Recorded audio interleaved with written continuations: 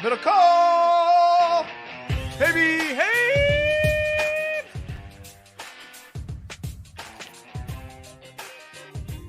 What's up, everybody? We are live on YouTube on Monday afternoon for the second time today. This is an emergency YouTube. And if you're listening to this podcast, there was like 40 other minutes that we did on Monday already that's available on Monday's original YouTube, but that's going to be gone from the podcast. This is a brand new podcast. That podcast is never seeing the light of Apple Podcasts, Spotify, distribution sites. It's never Stitcher. It's never going to make it even to well, Stitcher might get it. We might say yeah. I don't think the listening base is big on Stitcher. Stitcher might get it. Yeah. Some Androids might receive it. But the reason we are back live, as you know by now, is because Jimmy Garoppolo is staying with the 49ers. Jimmy Garoppolo, I will repeat, is staying with the 49ers in a move announced to me by MIDDLEKAUFF on text after Schefter reported it. Or Rap Sheet, I don't know who was first. I don't even know. It was still a little shocked, to be honest with you. Yeah, we are get out of here. We are recording this in a state of shock and awe, but we're going to put it in context. Before we do that, why don't you celebrate or commiserate with some Tito's Handmade Vodka? We are sponsored by Tito's Handmade Vodka. It is the #1 vodka in America, John. It's award-winning left and right. And whether you hate it or love it, there's a reason to sip on a Tito's on Monday today. Yeah, I mean, you got to wonder how many Kyle's had over the last month thinking about this. If he's going to have Jimmy Garoppolo be the backup for Trey Lance, was it over Sudfeld and Brock Purdy throws? Was it over cocktails, Tito's and sodas, John Daly's? Was it just random happenstance that this is the way the cookie crumbled? I don't know, but I do know that I might need a couple Tito's now tonight, because on the previous podcast that many of you will never hear if you weren't watching on YouTube, we maybe this was at the end, we put it 50-50, Jimmy wouldn't die. It wasn't 50-50, it was 100% zero that Jimmy not only wouldn't die, he'd restructure, he'd stay on the 49ers, and now he's the backup quarterback. Tito's Handmade Vodka, John, distilled and bottled in Austin, Texas, 40% alcohol by volume, namely 80 proof, crafted to be savored responsibly. I like it with a little ginger beer as well. You could go that direction. And no matter what direction you go, remember, consume it responsibly, savor it responsibly, and send us pictures. DM us on Instagram or Twitter, wherever you are, and send us pictures of you enjoying your Tito's. How many Tito's can you buy with $6.5 million? You can buy a lot because Tito's is perfectly priced. $6.5 million is a lot of money. Don't get me wrong. I would gladly take $6.5 million. But when you've been making 25, 26, that's a pretty big cut. You know? Yeah. Have you ever gone from $250K to $60K? Like, that's a pretty big, obviously it's all relative. When you're in the millions, you're still making a lot, but that's the direct deposit, dramatic different there, guy. If you were a company who had, whose sales were in the 99th percentile, but they were down 250% from last year's sales, people would get fired. You could be the biggest company in your niche or niche, right? Let's say $6.5 million makes you the biggest company in your niche, but last year you made $24 million and now you're making $6.5 million, even though you're still #1. Heads are going to roll. But guy, I mean, layoffs galore, right? Layoffs galore. If you're not growing, you're dying. If your contract's not going up, it's going down. But we thought going to be zero. So, ladies and gentlemen, here is the news. Jimmy Garoppolo and the Niners agreed to a restructured 1-year contract that will keep him in San Francisco this year. The contract contains a no trade clause and a no tag clause. Can't tag. And no tag. That was key. Assuring that Garoppolo will remain in San Francisco this season and have the freedom to move in 23. Schefter goes on to write, it's a 1-year deal worth $6.5 million in base, fully guaranteed. He has another $500,000 in roster bonuses and playing bonuses that can boost it another nearly $9 million. So it's 1 year, $7 million, up to just shy of $16 million. If he ends up playing the whole season with roster playtime bonuses, he could end up making that much money. So Jimmy's not moving to Martinez. Yeah. No offense to Martinez. But I think Jimmy's still doing pretty well. Yeah, just do. Remember, Sudfeld's got like $2 million, so the quarterback room's getting a little more expensive. So you got $2 million four stringer. You got Jimmy making 6.5 out of nowhere, and you got Trey making about 9 or 8. So you got, when it all adds up, still well shy of all the $40+ million guys, right? Niners feel pretty good about their allocation in that group. Yeah. A little weird how we got here.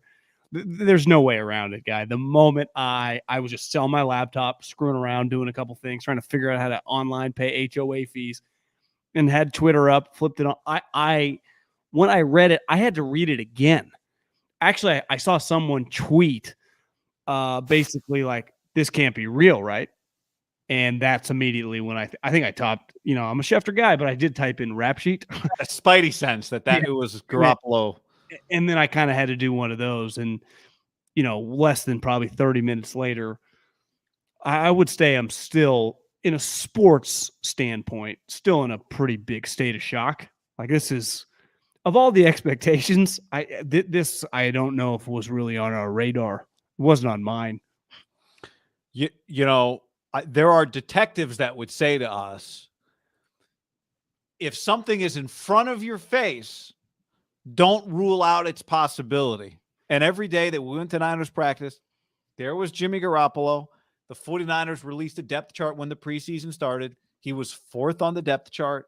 Kyle Shanahan was asked by Tim Kawakami the other day, any chance he stays around? And Kyle gave him nothing's impossible. That actually felt more like a vote that he would get cut than a vote that he would be back at a reduced salary. Was it a year ago he said, tomorrow we all could be dead? That's right. That's correct. So we've come a long way since that. This Niners and Garoppolo have been working on this since last week, said Schefter, to keep him. In the end, this is what made the most sense for both sides. It was always possible that it could play out this way with Garoppolo returning. Now it officially has. It was always possible, but I think the percentages felt lower and lower and lower and lower and lower. They kept telling us they don't like to give away value. They don't like to give away value. They kept saying all of this stuff that, with hindsight, clearly there were enough signals that maybe we were hoping against it. Maybe we just thought it was so. Part of it was we just thought it was so. And we'll get into the Trey element of this.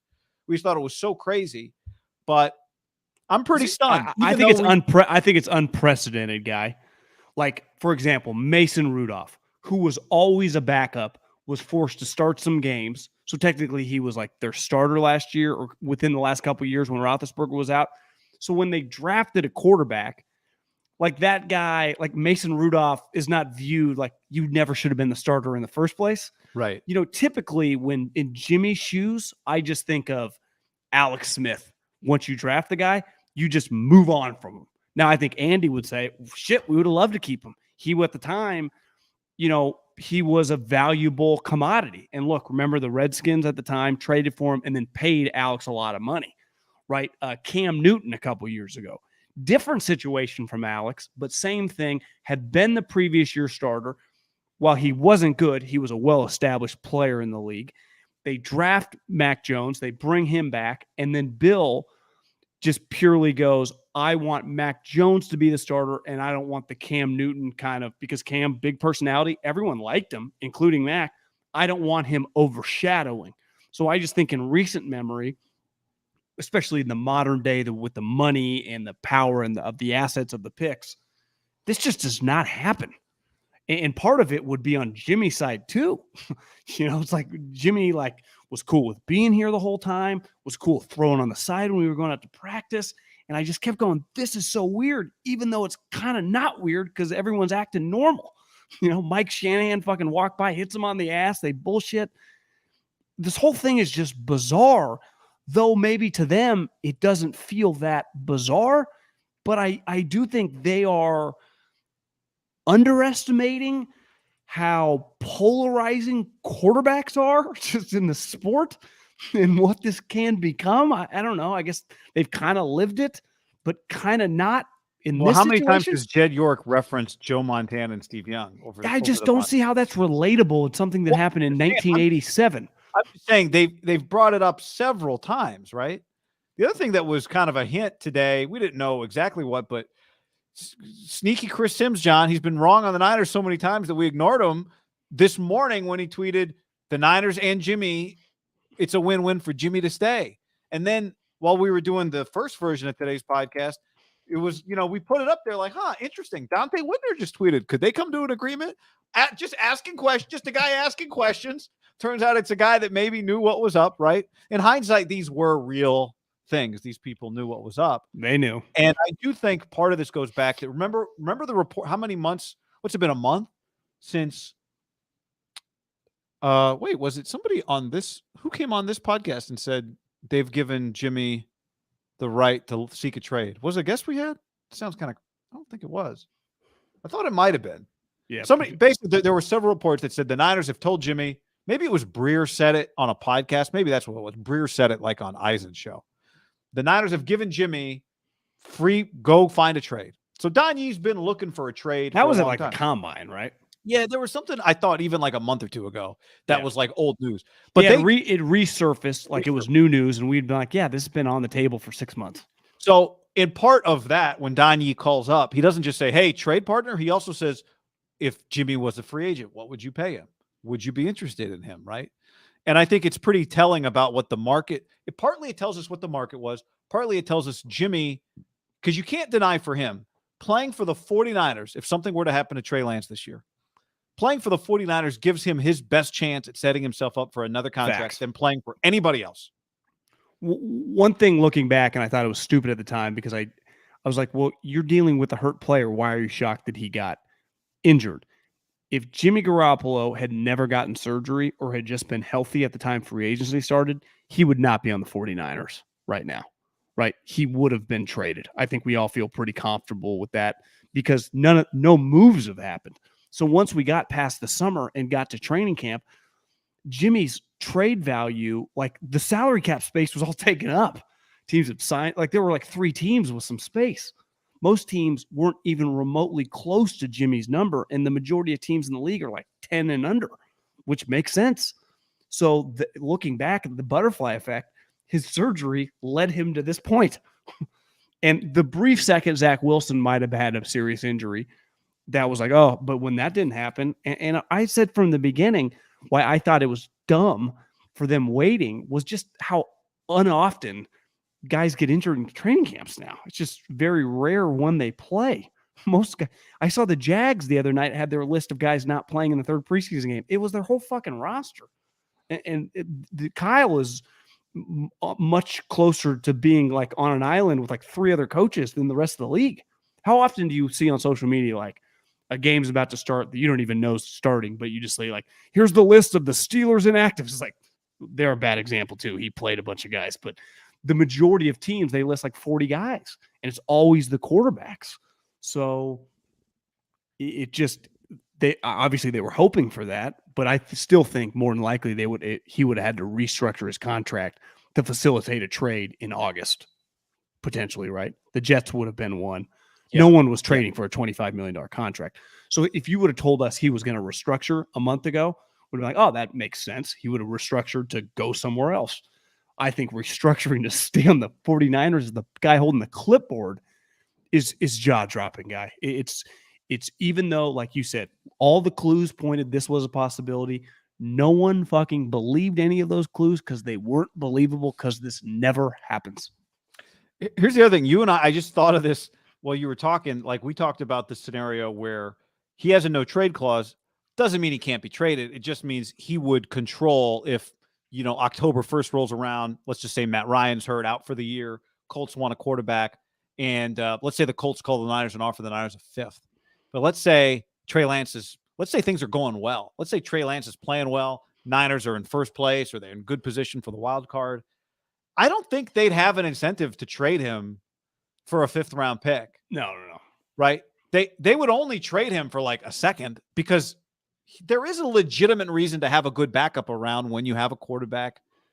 Well, period. There's a legitimate reason to have a good backup around, period. Then you add to it, Trey got hurt a couple times last year, the finger, which was not really related to anything, but it happened. Then the leg. So I don't think the Niners. How many NFL teams right now would take Jimmy Garoppolo, $6.5 million, their backup quarterback? 31? Yeah, everyone that could afford him. But yeah, assuming every single team has the space. Every team in the league. Every single team. Yeah. In fact, if he was somebody else's backup for $6.5 million, in some ways it would feel like it makes more sense. Like the situation has a history here with Trey. Trey's replacing him. So it feels weirder than if he were, say, I guess you put him on the Texans and Davis Mills. That would make it awkward for Davis too. But does Kyle just keep saying, "Hey guys, young Montana"? Like, you guys watch the documentary? Well, he hasn't really. Oh yeah, I mean, yeah, you're right. I guess. Well, see, on the glass half empty, this is batshit crazy. On the glass half full, the Niners easily have, you could argue, the best contract in the NFL. Jimmy Garoppolo, $6.5 million, backup quarterback. You could argue that's the best contract in the NFL. The only way he gets more expensive is if he plays, and even if he plays at $16 million, let's say he plays every game, that's still cheap for a starting quarterback. Especially a starting quarterback that you know that you can compete and win with. Yeah. You could argue Jimmy Garoppolo, $6.5 million, best contract. When you factor in the importance of quarterback, is that the best contract in the NFL? That's glass half full, but you have to factor in the glass half empty. This could turn out to be insanity. It could be. Before we get to that, I'll just make one other point. This is a team that has had its season derailed by quarterback injury before, right? Several times. 18 and 2020. So 20, 2 of the last 5 years. Yeah, and with Jimmy. And then last year, Trey replaced Jimmy when Jimmy got hurt and Trey got hurt. So in a vacuum, saying it's really important for the Niners to have a good, serviceable, more than serviceable backup quarterback. Well, that's true.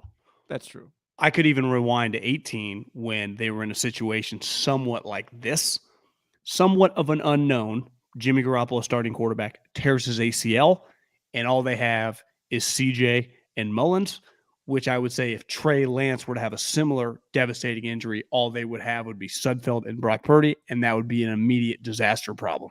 Yeah. Does this make it more likely that Trey Lance carries the ball 18 times week 1? That's my question.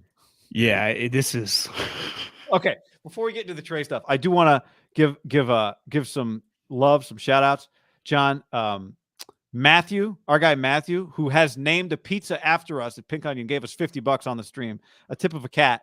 I was wondering about this because he has on his menu at Pink Onion Pizza the Jimmy G. The Jimmy G here, number 19 there, that pizza, crushed tomato, pepperoni, ricotta, Mike's Hot Honey. He also has number 17 there. That's the ham pod. Sausage, pepperoni, sauteed jalapenos. I feel like our pie's better. You can still go get that. Andy Liu DM'd me like 2 weeks ago. He was at Pink Onion and he said, "Is this you?" And he had a photo of the menu. And I was like, "Yeah, that's our pizza. That's ham pod is us." That's a good pie. The Jimmy G survives. So congrats on great pizza, Matthew. Also, I mean, the spaghetti, the other stuff, the desserts, the non-pizza, the salad, it's all very good. So a tip of a cap. Thank you, Matt. Donald on the stream asks, does this imply they don't believe in Lance or that Jimmy's market didn't pan out? Well, we can say definitively that we know that it means Jimmy's market didn't pan out. That's a fact. But the question that Donald raises, is also a question everyone will be asking. Is this also reflective of the way they feel about Trey Lance? Does it mean they have reservations about Trey? Well, whenever Kyle and John have to talk, and I would guess it's either tomorrow or the next day, they will be talking in the near future. They are going to shoot that down immediately, right? That'll be one of the first questions they get, and you and I verbatim could write out their answer. They are going to adamantly deny this has any reflection of their faith, belief, or what they've seen in their young quarterback from the North Dakota State Bisons, right? Is that a 100% lock? It is. They're going to put. Yep. That's coming. Now, I judge you on your actions, not your words when it comes to coaches, and I would argue in life, but definitely with football coaches because they often say one thing and do another. I would say that they would have to be on the table because you'd go, well, of course you want the best backup quarterbacks. Well, part of it also is it's the history of the NFL is just putting your chips in the middle of the table on Josh Allen, Lamar Jackson, Patrick Mahomes, and just going with it. And he goes, well, what if they can stay healthy? Well, that's part of the sport, right? You go all in on Peyton Manning, Tom Brady. Like if they ever got hurt, those teams are screwed. We once saw it with a Peyton Manning team, led them to Andrew Luck. It's the shittiest part about the sport. You got no backup plan usually.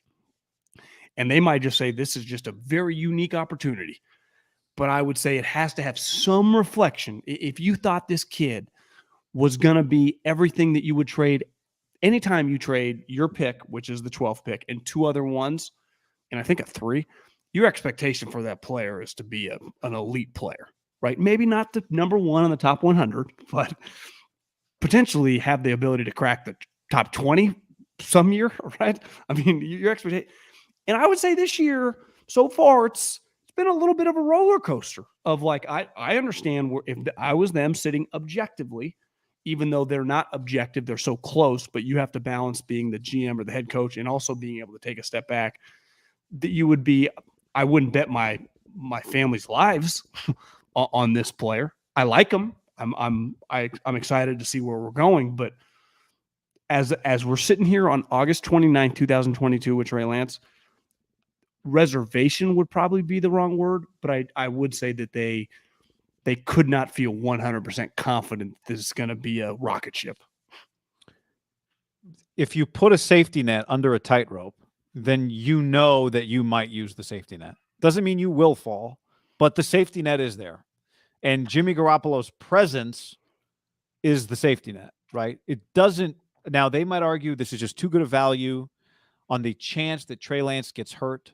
Because what they've been doing this whole time with Jimmy is banking on somebody to get hurt, banking on somebody else's quarterback to get hurt. And now they're protecting themselves against their quarterback getting hurt. And they tell you these 2 guys know each other and are already friends, right? They already have a relationship. Yes. I mean, they could have made Jimmy the backup the whole time, right? They could have afforded to do that, to have just said, Jimmy Garoppolo is our backup. Trey Lance is now our starter. We're not trying to trade Jimmy Garoppolo. We believe in Trey Lance. And, but despite it, we want some insurance, and Jimmy's going to be his backup. You're saying to pay him the $25 million or whatever? Yeah, they could have done that, right? That's crazy. We wouldn't have supported that, but they could have done it. And I think that would have definitely been an action that showed a little less belief in Trey than what they did. What they did was they said, Trey's our starter. We'll go with Purdy or Sudfeld. And we are actively Jimmy is looking for trades. We're looking for trades. We've got we hired some headhunters. They're looking for trades. Indeed.com/ham. Submit your trade offers. You know who's the most rattled by this news? Sudfeld or Purdy. Both those 2 guys right now are like, am I not making the 53-man roster? One of them isn't. Well, Both of them, at this point, why would either of them make? Actually, neither one of them is making the 53.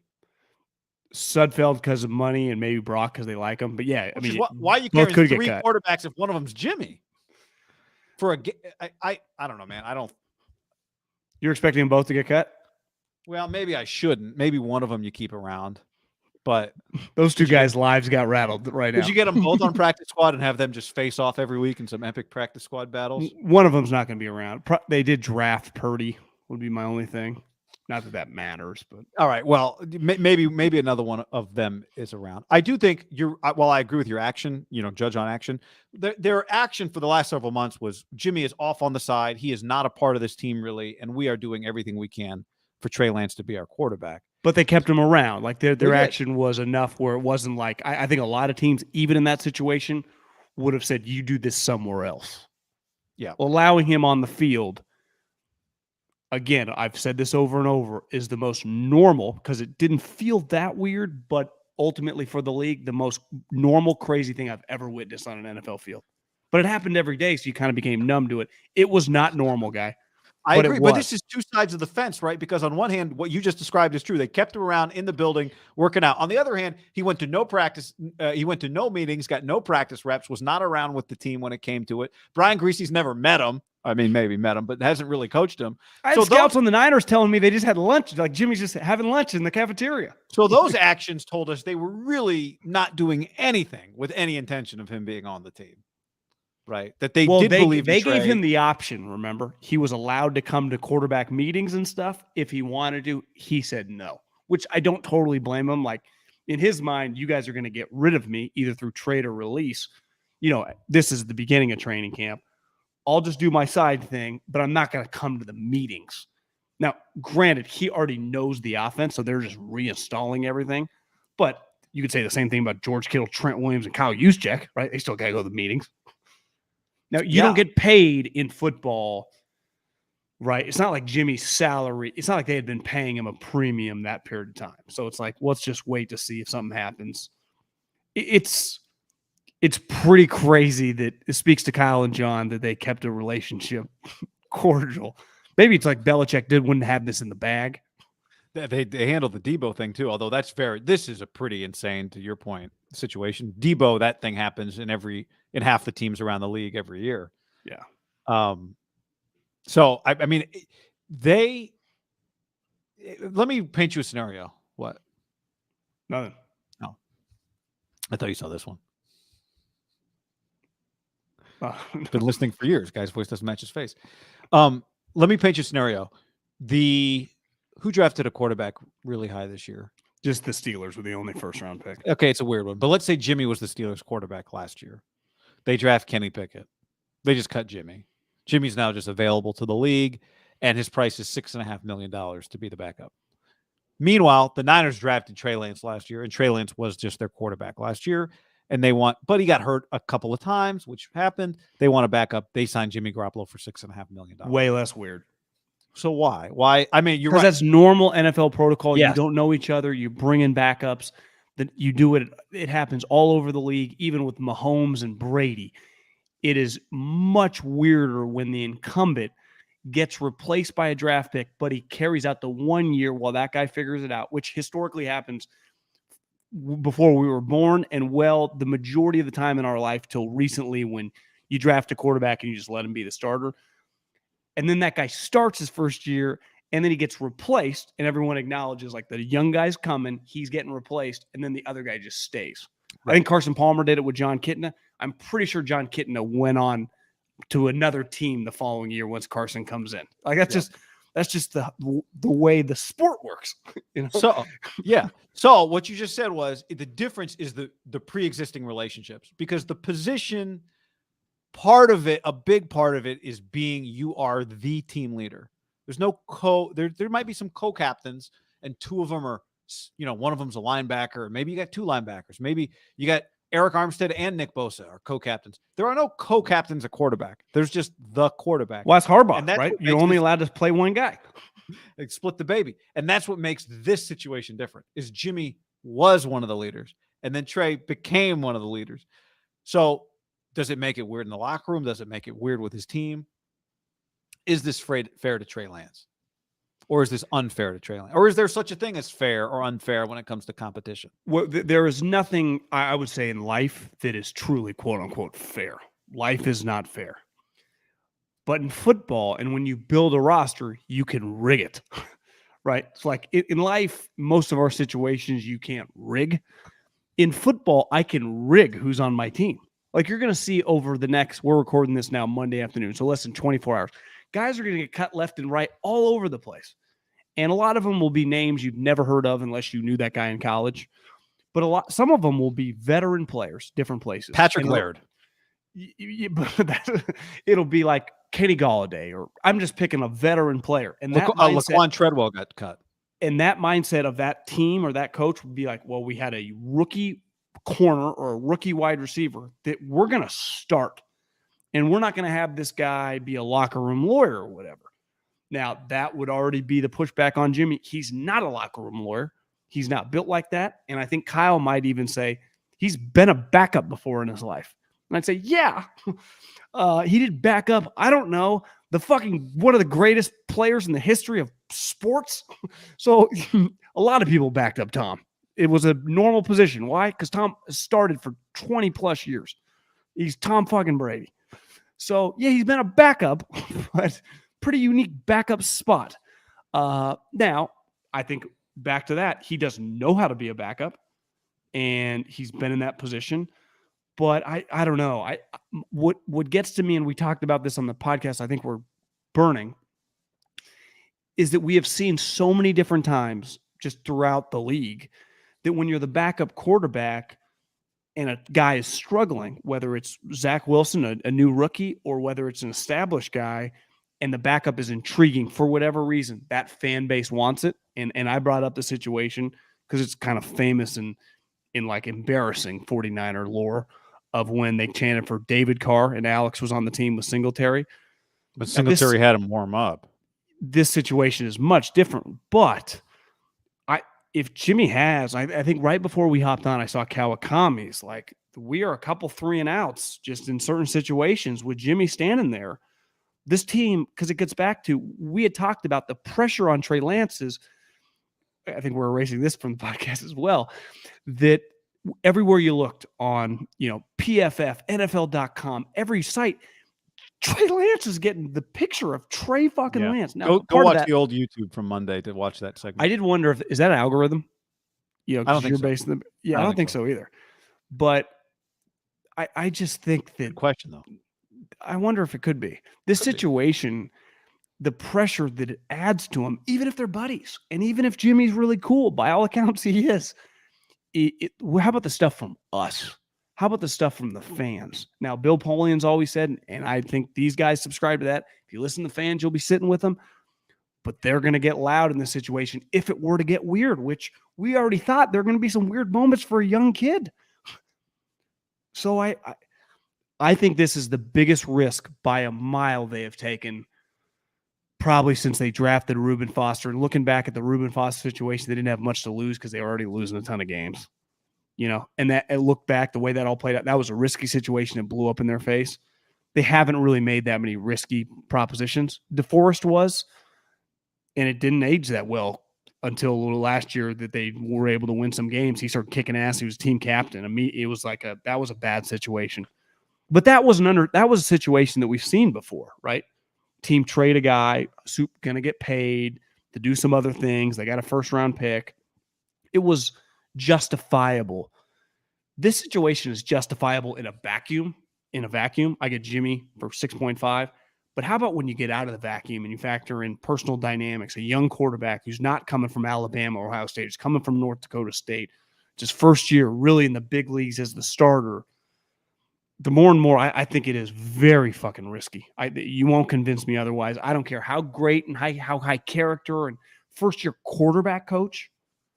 That's pretty crazy, too. I mean, this is not a guy I know he's played in the league, and his dad was a quarterback in the league, but this guy's seen a million things as a quarterback coach. Well, Jimmy's quarterback coach now is backup quarterback, right? Isn't that part of the backup deal? These guys.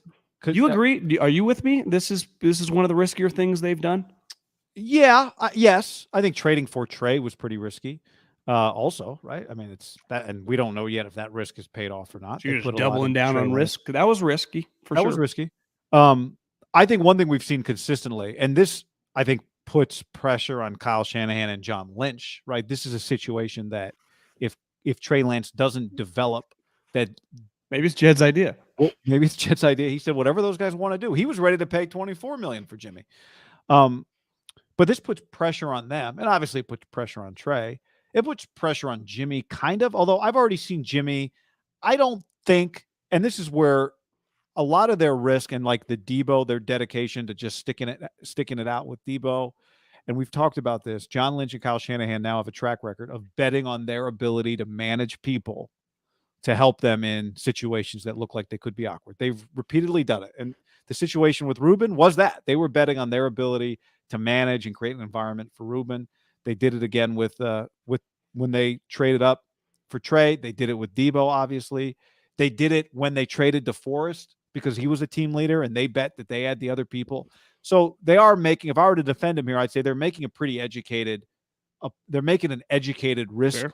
Based on their knowledge of Trey, based on their knowledge of Jimmy. Jimmy Garoppolo has given us no reason to believe that he'll be a disruption. To your point, you recommended he become a disruption like a month ago and get himself traded. He didn't do it.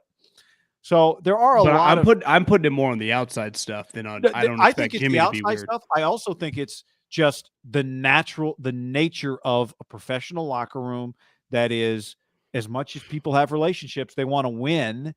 And the risk you run is that they end up in a situation where they're not winning and there are people that want them to go to Jimmy, right? Like, what if there are people in the lock? What if Debo thinks that Jimmy's a better quarterback than Trey Lance is right now? If that were the case. Well, I use this to laugh, but what you just said, Kittle is one of their more famous and better players. And if the quarterbacks were a stock, he moved all of his asset allocation from one guy to another pretty aggressively, and rightfully so. And no one even blamed him. Like, Kittle just pivoted. It's kind of a weird spot for him, wouldn't you say? Like, I thought that was funny, but it was Yeah, I mean, everyone pivoted. That was part. That's when we go back to what their actions were. Their actions were everybody pivoted to Trey. Quarterback, coaches, players. Yeah. I will.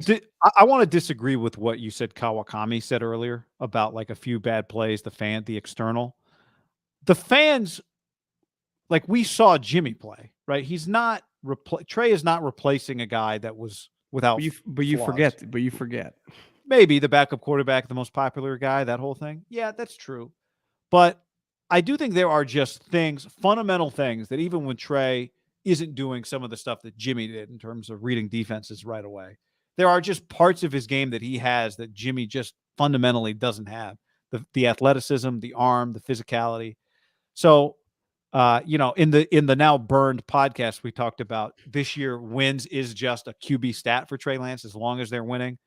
Is there a world where they're winning, but he's not great? Like, to me, it changes that a little bit. Is there a world where they're winning, but he's not great and they just need a little more? Maybe. Again, it's not about what you or I say or what the media says or what the fans say. Last year, Kyle Shanahan stuck with Jimmy Garoppolo when it wasn't going good and later admitted he was probably a game or two away from making the switch to Trey. So has he in a year replaced Trey or replace Jimmy with Trey in that mindset? Like, it's going to take a lot for me to change guys. I think it is. I think it's going to take a lot for him to change because he also is very invested. He went all in on Trey 2 years ago in the draft.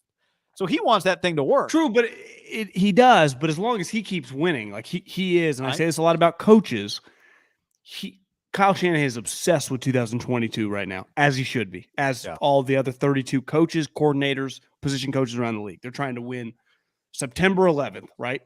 Or if you're 4 other teams, either the Monday night or Thursday night, all you care about is that game. And then the next, Kyle Shanahan is obsessed with winning double-digit games and trying to win the division, getting a home playoff game. He'll worry about 23 when 23 comes, right? Yeah, especially in the season, it's not like you're doing drafts and free agency stuff. He ain't trying to lose. Like we've seen the good and the bad with him. And when it's going bad, he looks like he's ready to jump off a bridge. And when it's going good, he's not like he's closer to Belichick in terms of emotion. You can tell he's excited to win, but beside the playoff games, Kyle's not a big, like, he leans negative. And that position's his baby because the offense is his baby, and that position is the point guard of his offense. So this has added an element to Trey's start of his career that I think we had just not even acknowledged as a possibility. Yeah. I think part of back to the Steve Young thing, and I wonder if he kept saying it because like it was clearly on the table. It was so far-fetched that no one took it seriously. And let's face it, most people when they read that, if they didn't like have a buddy to make fun, inside they made fun of Jed for that comment. Like that's so fucking stupid. Like what are we talking about? You can't, even though it came true. And I do believe in Jed's mind because I think they've been talking about it and maybe they've inspired by the Peacock documentary or reading Steve's book. They think it's possible. Well, they knew what the market was dictating, right? Like they've known for a while whether anybody was interested and what kind of money Jimmy was getting offered. Well, of course, but the fans by about 2 weeks ago knew like there was no trade market and no one's trading for him. Yeah, right? I'm just saying probably been on their mind for a long time because they started investigating what Jimmy's contract worth. Yeah, and OTAs a long time ago. Yeah, but wouldn't you say it was kind of universally accepted by the time training camp started? Like, I don't know where he's going to go, right? Oh yeah, You could ask the average fan. They're like, yeah, the Niners going to have to cut him. Right. Like it was one of those things that, like, if you follow the NFL, I would say since about August 1st, like, yeah, Jimmy's probably going to get cut. Is this up there with remember when Wilmer Flores got traded and then got untraded and cried and then hit a game-winning home run for the Mets? Jimmy did a farewell. A lot of people in the chat are reminding us that Jimmy did a farewell press conference.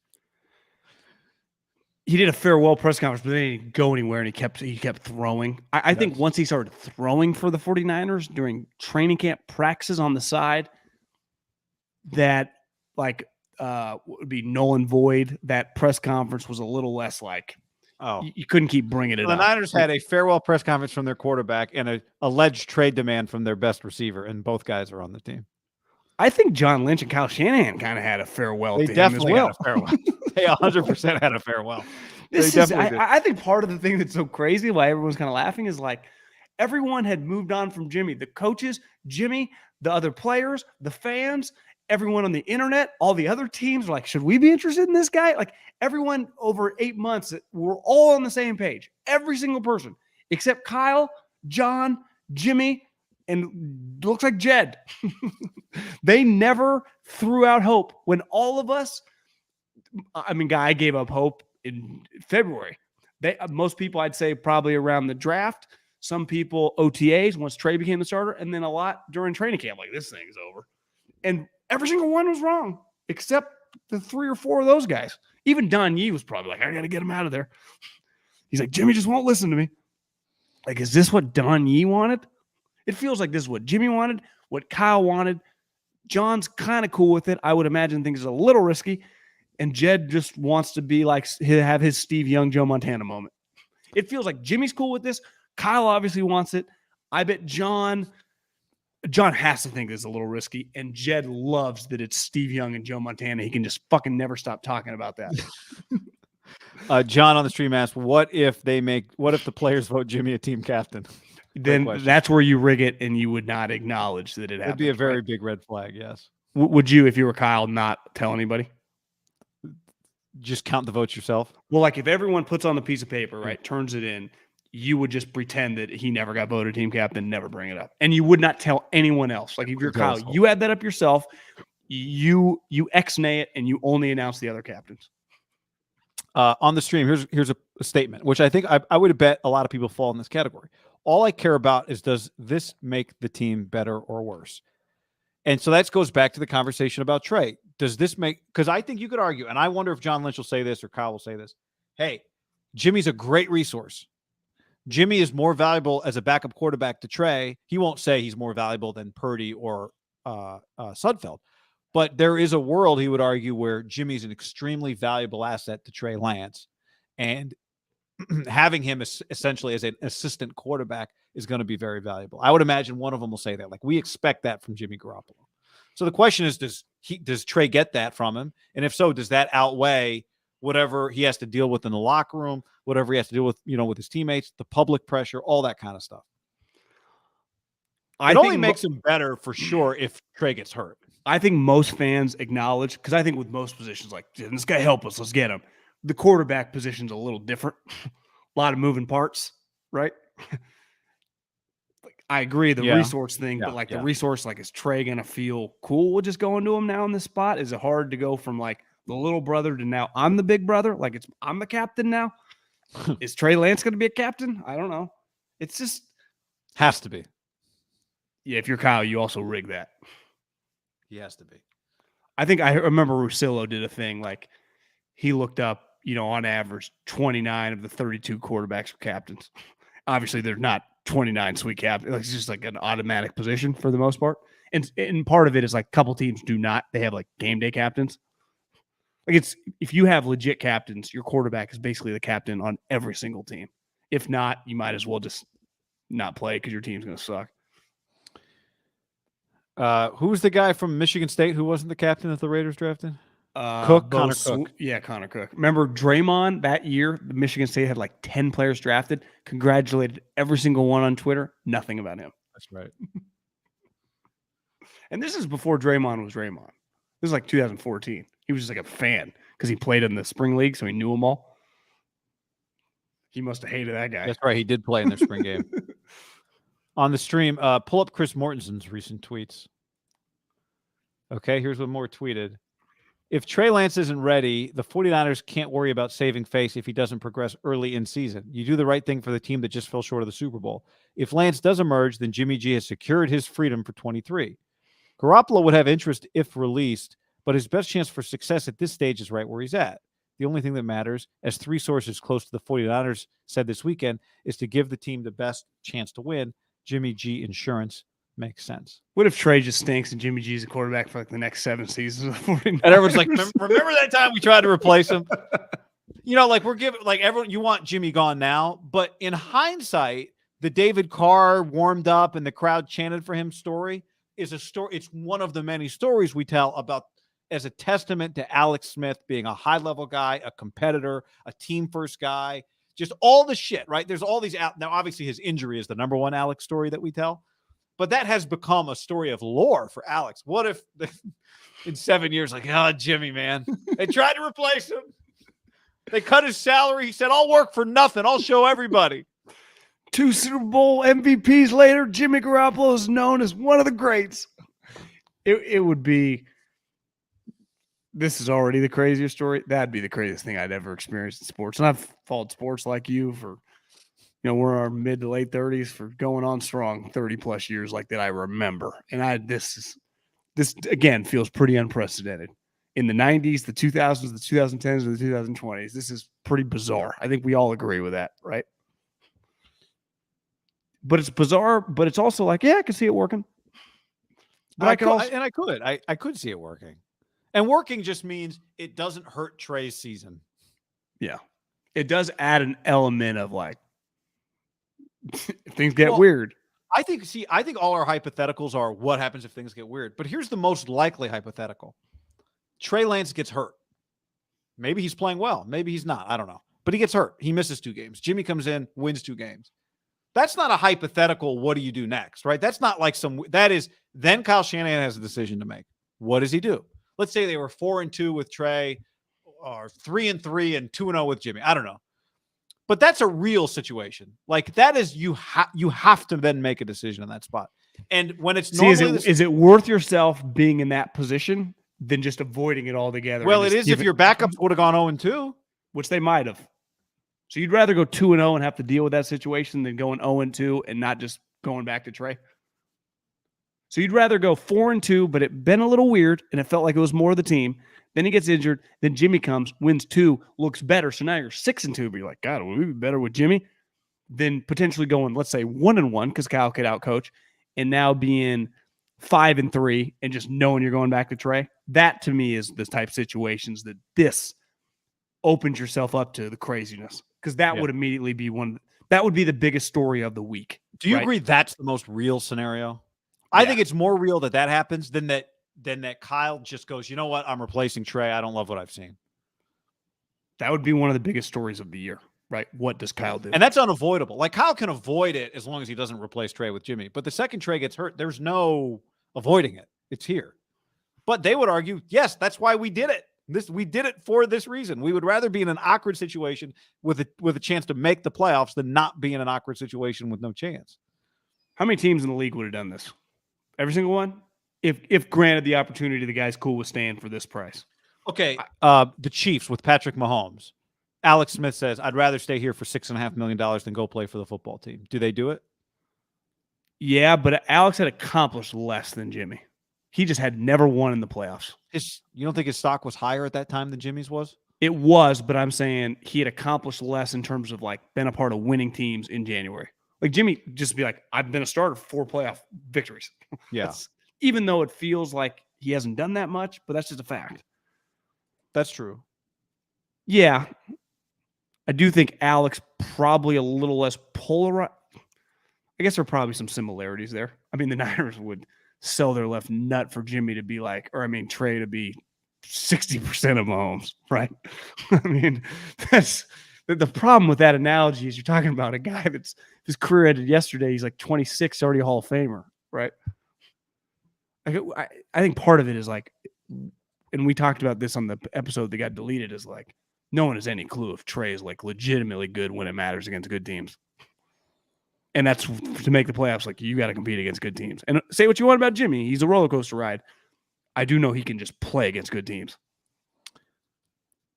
Yeah, but I also know he can play poorly. Well, yeah, I just mean like I can win a game with Jimmy Garoppolo as my quarterback against a good team.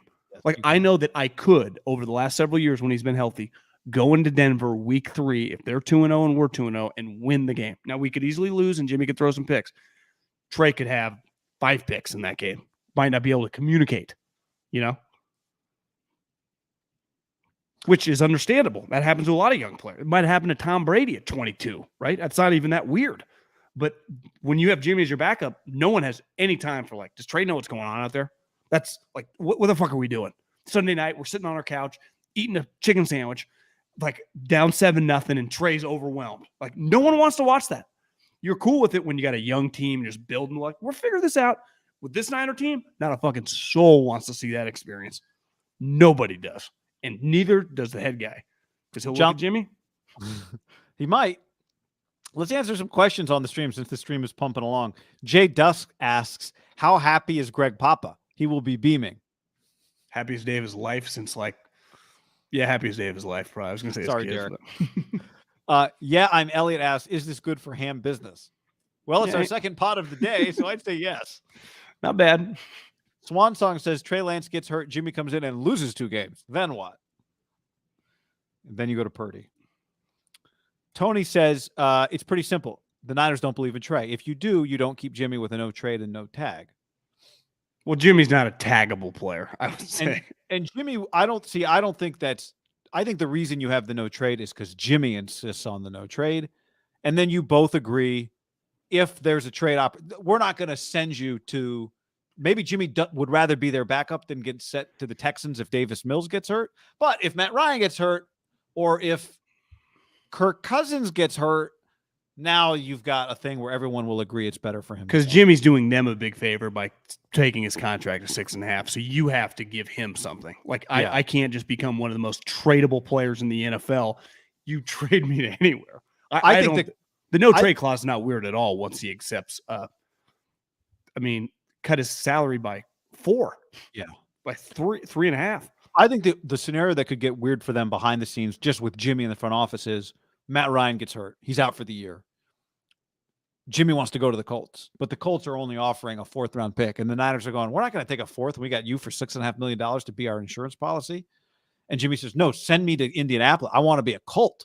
Then I would say, though, the Jimmy we've just experienced, is he really even like that? No, he might rather just be their backup. But that would be the potential scenario, right? Where they're like, where then the Niners say, Jimmy wants to come there, guys, but got to tell you, we could let him walk after the season. We'll get a 3rd. So that's the one thing, right? They have no incentive to trade him for anything less than a 3rd-round pick, anything better than a 3rd, since they'll get free agent compensation when he leaves. It's true. Especially if someone just signed him for like a 1-year, $20 million bridge. So you got to give him a 2nd-round pick for Jimmy Garoppolo. Well, the highest comp you can get is usually a 3rd round. I would say 3rd round would be the starting number. Because I guess that would be better than a comp pick.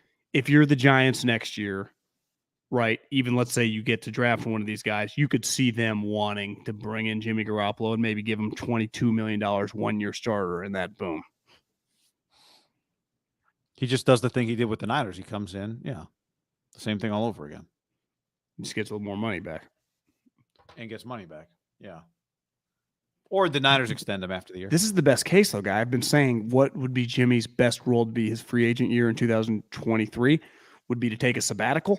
This, if Trey plays the whole year and he's good, this is equivalent of sabbatical, but Jimmy's still not. He's a great teammate, great backup. It's like even ups his stock. Jimmy's going to become more. It's like this guy is just too good of a guy. Nobody, because what we keep saying is no one would do this except Jimmy. Is he such a good guy that it's almost a red flag? Too much of a team guy, not selfish. There are teams that I think, like right now, I don't think it makes sense for the Giants to bring in Jimmy Garoppolo. And it doesn't make sense for Jimmy to go to the Giants, right? They want to be bad, get a good pick. They'll just roll with Daniel Jones. But there's a world to me where next year rolls around, they weren't bad enough to get CJ Stroud. They weren't bad enough to get Bryce Young. They draft like 6th. Yeah, they get some good, but Brian Daboll did some nice things with Daniel. You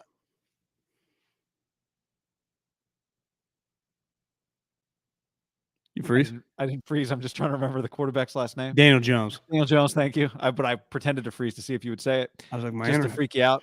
And and then it makes sense for him to be a Giant. I don't know. That type of situation. Done a lot of podcasting today.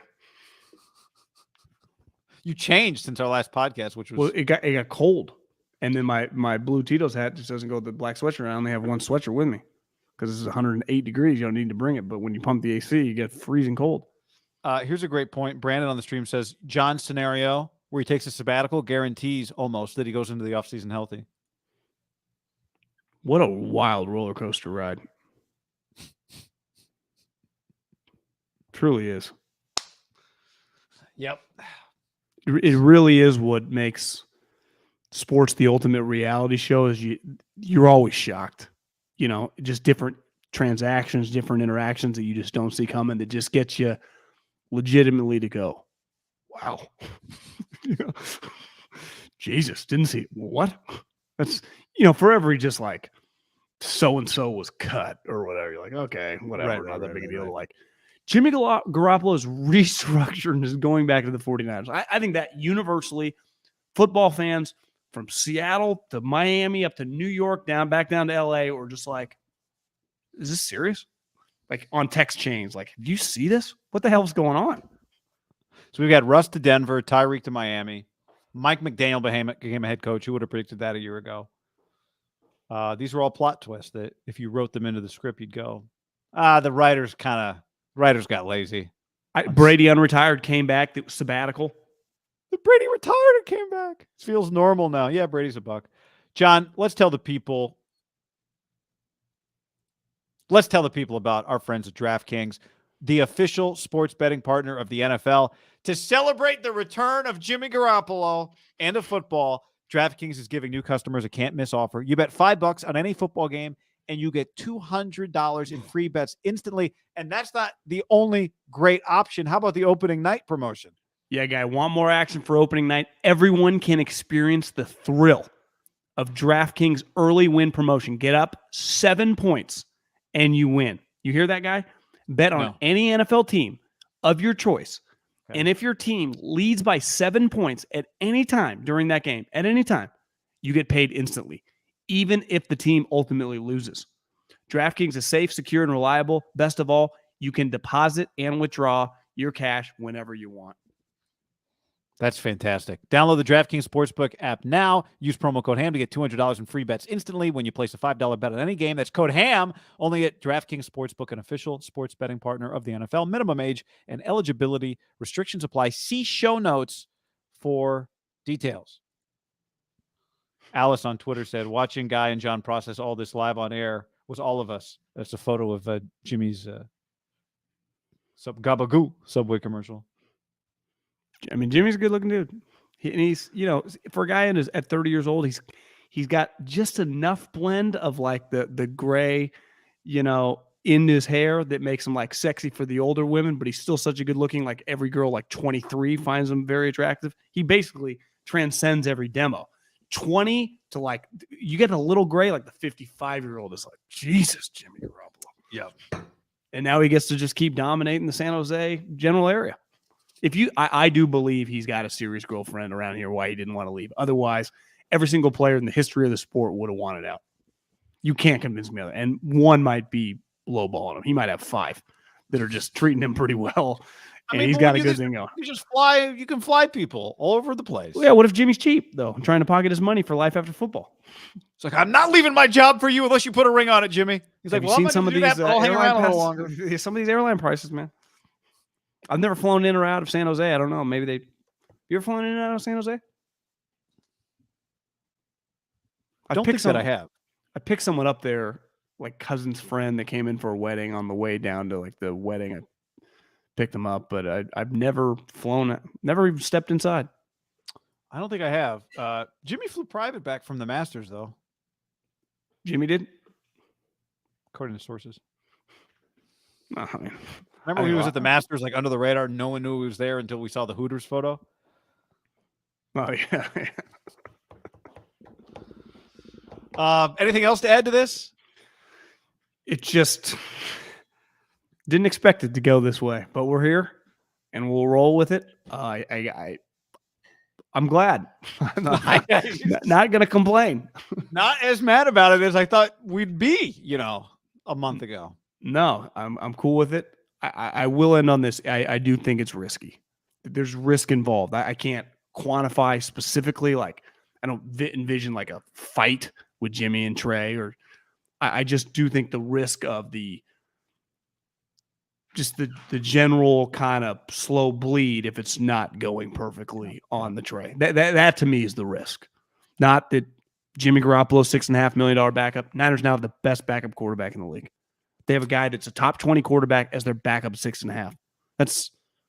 they're never going to be in this situation again. And Jed would go, Steven Joe. It's like, well, talking about the second greatest quarterback of all time and Steve Young. Like, can we? That's the problem with that comp. Is like you're talking about two of like top 10 quarterbacks of all time. Let's learn a lesson from today. Let's not ignore evidence in front of our faces. Steve and Joe went on for how long? A long time. Well, let's just Jimmy might be on another team next year. Remember, Steve was like going to bounce to like the Raiders or the Cardinals or something, and then like Bill Walsh convinced him he was going to be the starter and got lied to. And Bill Walsh kept telling him he was about to start, and he'd be like, "What's going on with Joe?" And Bill would act like it was totally out of his hands. Like, I don't know, he's healthy. I don't know what to tell you. I guess Joe's back. If you and I were Trey Lance's representation, like we were his agents, would we be happy today? No. But part of it would be like, "Hey, Trey, what's with Jimmy?" And Trey, if Trey says, I don't really talk to him. Weird. If Trey says he's been great, like last year in meetings, he was great. Every time I've ever texted him, he gets right back to me. I like him. Then maybe it's not as crazy. But I think we would not be mad necessarily on the relationship. It's more the like, Kyle, are you setting up our guy to be in a tough spot? Yeah, maybe. But here's what I would argue is like, here's what I would say if I'm Kyle back to us, the agents. Like, hey, if your guy gets hurt for 2 games and Jimmy comes in and wins 2 games, and I go back to your guy and we make the playoffs because we had Jimmy Garoppolo instead of Nate Purdy or Nate Sudfeld or Brock Purdy, then your guy won. If he got to play a playoff game because Jimmy won 2 games for him while he was hurt, your guy won because of that, right? Which would be true. Like if Trey Lance gets hurt, they missed the playoffs because they lost 2 games he got hurt in. Trey wears that. Brock Purdy and Nate Sudfeld do not wear that. But if they make the playoffs and Jimmy helped them do it, Trey benefits from that. That would be the argument I'd give back to us. Like, don't get hurt, guy. Those 2 guys went from being like battling to be the backup on a Super Bowl contender to one of them fucking headed to the XFL. We have to answer this question because Super Chat can't leave a Super Chat at Red. I mean, unless we hate it. What if a contending team loses their quarterback this year? How much is the most the Niners can get? Well, the least they can get, as we established, is a third. They wouldn't trade him for less than that. But could they get a first? Is there a world where somebody really good loses their quarterback and they? I think that is not possible. If somebody's good, they're like gonna, they feel like we're gonna be. You would give a first-round pick for Jimmy Garoppolo. If you think you're gonna win the Super Bowl, you just lost. Let's say the Titans are the 1 seed in the AFC, and Ryan Tannehill gets hurt week. Well, I guess what's the latest he could get hurt and still? I was actually just the trade deadline. Is it Halloween? Did they move it back? This year, November. So you got a couple months. What if it's a team like that? Tennessee. Be tough. Tennessee needs their picks. Trade deadline is Tuesday, November 1. That is a lot of time. Yeah. I for some reason in my mind I thought it was like mid-October. I thought it was pretty early. You're talking like week 7 or 8. We just got done with a situation that's unbelievable, and now we're going to be like, well, here's the one thing that couldn't happen. They couldn't trade him for a first. I just can't say that. Yeah, you never know. I just can't say that. All right. If you're listening to the podcast, we will now take you off to the podcast part that hasn't aged out and that we did earlier today, where we get to some other stuff like Trey Sermon and a couple of our picks for this week of college football. And if you want to see the burned podcast that will never be a podcast, that's the first live show from Monday. This show is on YouTube called August 29th Emergency. I don't know. I find Grant pretty entertaining, but thanks for the $6. What if there was something fishy? Jimmy gets traded the next couple days. That'd be pretty wild. Feel pretty unlikely. Is more tradable at 6.5. We had a few comments that are. You remember the artist Rita? I don't know. Have you seen this on the internet? Her thing was she's going to draw Jimmy Garoppolo every day until he gets traded. Yeah, I see it get retweeted sometimes. Yeah. Well, I don't know if that. I mean, I've been looking at it going, how could she drawn like, I don't even know what the number's up to now, but must have a program. You think? You still have to be creative enough to come up with the situations. Yeah, true. I was never good at drawing, so I can't even comprehend like how long. Does it take her not very long, or I don't know. All right. On that note, thanks for hanging with us, everybody. We appreciate it. And may see you in a couple hours. Here we go. Later.